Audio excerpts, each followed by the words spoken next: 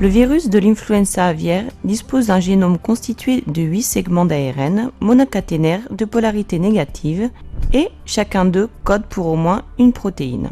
L'extraction de l'ARN est la première étape du diagnostic moléculaire. Durant toute la procédure, l'opérateur devra être protégé par une blouse de laboratoire et devra porter une paire de gants et des manchettes afin d'éviter tout contact des réactifs avec la peau. Lors de l'enfilage des gants, prêtez attention à ne pas toucher la surface externe des gants afin d'éviter toute contamination par des aérénases provenant de la main de l'opérateur. À ce stade, l'échantillon n'a pas encore été mélangé au tampon de Lise. Le virus est de ce fait encore potentiellement infectieux. Il est donc conseillé à l'opérateur de porter un masque pour une protection efficace. Des protections supplémentaires devraient être adoptées lorsque les échantillons sont suspectés d'être positifs pour des agents zoonotiques. Dans les laboratoires de diagnostic, l'extraction d'ARN est généralement effectuée à l'aide de kits commerciaux. Les kits commerciaux d'extraction d'ARN sont tous basés sur les mêmes principes et doivent être utilisés selon les instructions du fabricant. Dans cette vidéo, il vous sera présenté l'extraction de l'ARN basée sur l'absorption des acides nucléiques sur colonne de silice. Débutez la session de travail en inscrivant sur les microtubes le numéro d'identification de l'échantillon correspondant. La procédure d'extraction commence par la lise des tissus afin de libérer les acides nucléiques des cellules.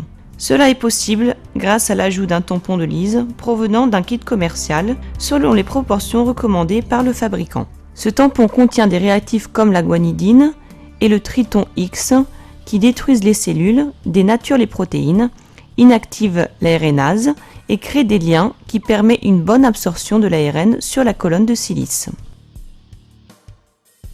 Distribuez le volume requis de tampon de Lise dans chaque tube avec prudence, car la guanidine est un produit toxique par inhalation, contact avec la peau et par ingestion. Dans certains kits, l'addition d'éthanol est nécessaire pour ajuster les conditions de fixation de l'ARN. Ajoutez maintenant l'échantillon.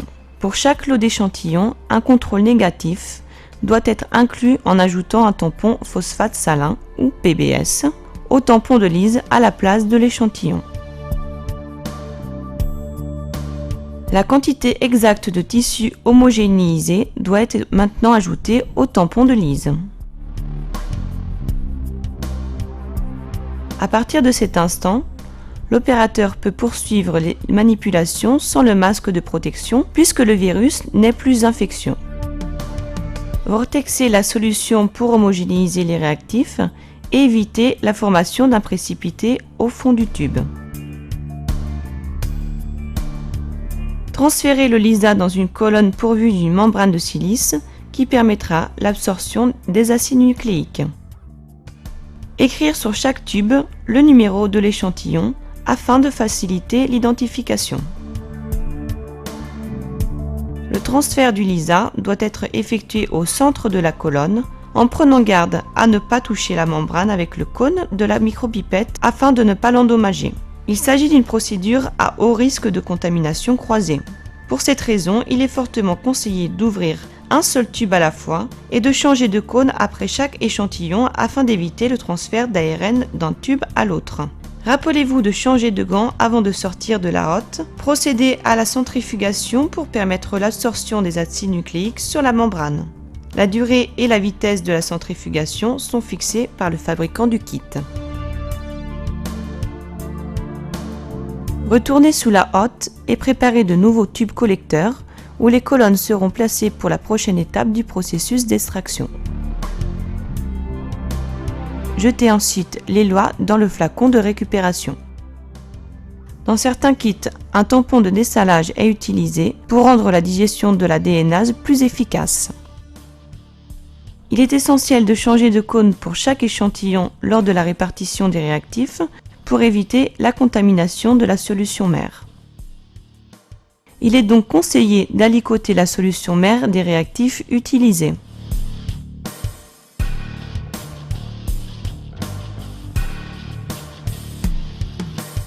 Une seconde centrifugation est nécessaire pour éliminer le tampon de dessalage et les protéines. L'échantillon est alors prêt pour la digestion de l'ADNase. Lors de cette étape, tout l'ADN présent dans l'échantillon est dégradé. Il ne reste que l'ARN dans la colonne. La DNase est préparée selon les instructions du fabricant dans un seul tube et successivement distribuée dans chaque colonne.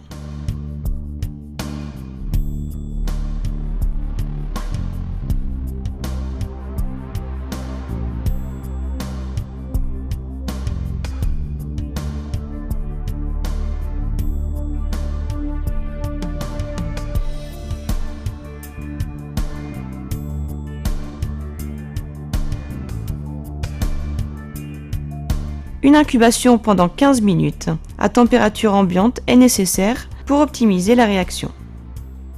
Attention, ce produit est toxique par inhalation et contact avec la peau.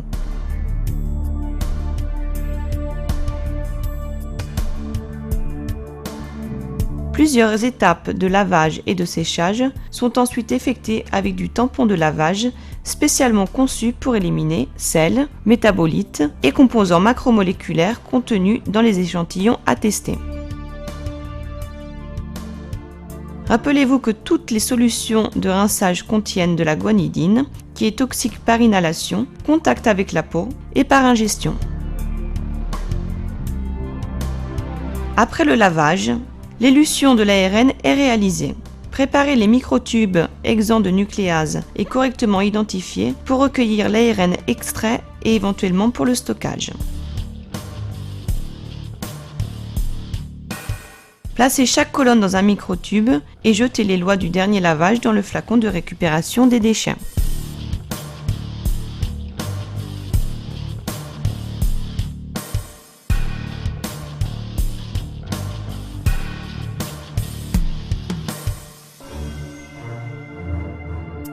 L'élution de l'ARN s'effectue en ajoutant simplement de l'eau exempt de RNase. L'eau dissout les faibles liaisons ioniques entre les billes de silice et l'acide nucléique. Après la dernière centrifugation, l'ARN est élué et le processus d'extraction est donc terminé. Tout l'ARN de l'échantillon se trouve dans le fond du microtube. L'éloi doit être manipulé avec précaution car l'ARN est très sensible aux traces de contamination par des RNases qui peuvent se trouver sur le matériel de laboratoire et sur les doigts. Pour assurer la stabilité de l'ARN, le conservez à température inférieure ou égale à -70 degrés Celsius. À la fin de chaque session d'extraction d'acide nucléique, il est très important de nettoyer correctement la hotte ainsi que le matériel utilisé. Laissez le matériel qui a été en contact avec l'échantillon dans une solution désinfectante pendant toute la nuit. Attention à ne pas dépasser ce délai, car le pouvoir corrosif de la solution pourrait endommager l'équipement. Nettoyez la paillasse et les micropipettes à l'aide de l'eau de javel à 0,5% fraîchement préparée. Et ensuite utilisez la colle à 70 degrés pour rincer.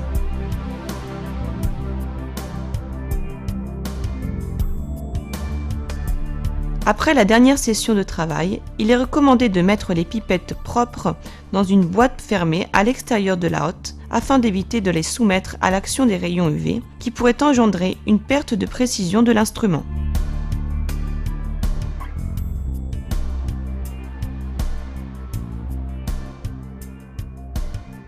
La hotte peut être fermée et les rayons UV allumés. Il est nécessaire de les laisser allumer pendant au moins 8 heures pour pouvoir dégrader toute trace d'acide nucléique présent sur le plan de travail.